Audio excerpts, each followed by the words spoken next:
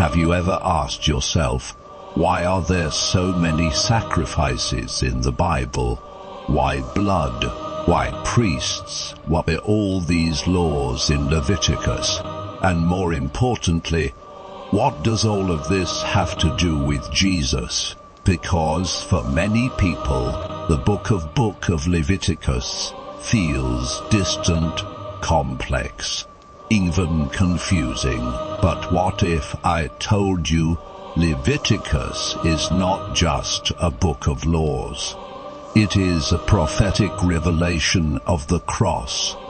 Every sacrifice, every priest, every drop of blood is pointing to one person, Jesus Christ. Leviticus begins with a powerful reality. God is not just loving, He is holy. After the events of the book of Exodus, God now dwells among His people. But here is the problem. God is holy, man is sinful, and holiness cannot mix with sin. This creates a tension. How can sinful people live in the presence of a holy God? This is the central question of Leviticus, and it is still the central question today. God introduces a system of sacrifices, not because He delights in animals dying, but because sin has a cost. Let's look at the major offerings. The burnt offering, everything is consumed on the altar. This represents total surrender.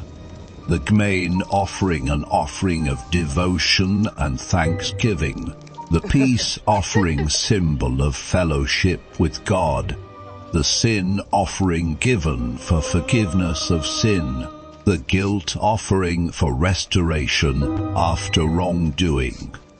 All of these teach one truth. Something innocent must die for the guilty. Jesus fulfills every sacrifice.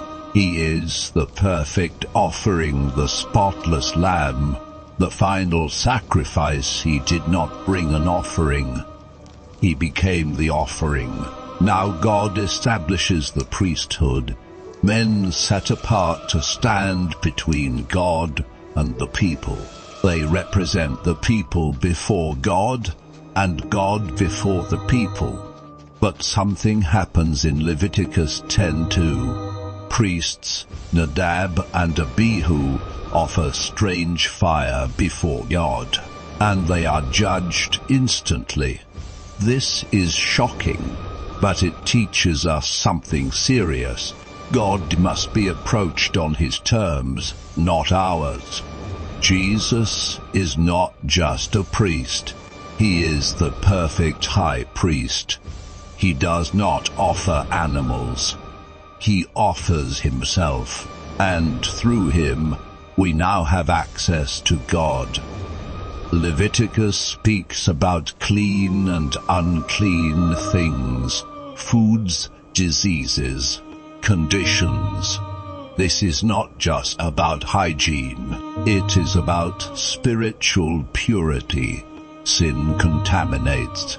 Sin spreads. Sin separates. Jesus reverses this is your restoration the system. before the Lord. Instead of being defiled by the unclean, He cleanses the unclean. He touches lepers. He heals the sick. He restores the broken. Because holiness is not just separation, it is restoration through Christ. Now we come to the most important moment in Leviticus. Leviticus 16, the Day of Atonement. On Seir, the high priest enters the most holy place with blood for the sins of the people. 2 goats are presented, the first goat killed as a sacrifice. Its blood is offered. The second goat, scapegoat, the sins of the people are placed on it. It is sent away into the wilderness. This is powerful. because it shows two things. Sin must be punished. Sin must be removed. Jesus fulfills both. He is the sacrifice who dies, the scapegoat who carries sin away, and unlike the priests, he does this once and for all. Not yearly, not repeatedly, completely. God says something powerful: be holy, for I am holy. Holiness is not just ritual, it is lifestyle. It affects how you live, how you speak, how you relate. Jesus does not just command holiness. He empowers it through his Spirit. We are transformed from within. Holiness is no longer external, it becomes internal. So, what is Leviticus really about? It is about Jesus. The sacrifice, the priest, the atonement, the holiness of God. Every altar was pointing forward. Every lamb was pointing forward. Every priest was pointing forward to one moment in history, the cross. Leviticus is not outdated. It is a shadow of the greatest reality ever revealed. If this teaching has opened your eyes, then you are beginning to see the Bible as one complete story. A story that leads to Jesus. Subscribe to Joel Gospel and continue this journey in Jesus, in the Pentateuch, because in the next episode we explore the wilderness journey deeper and uncover even more revelations of Christ. Before the cross was revealed, it was already written in shadows.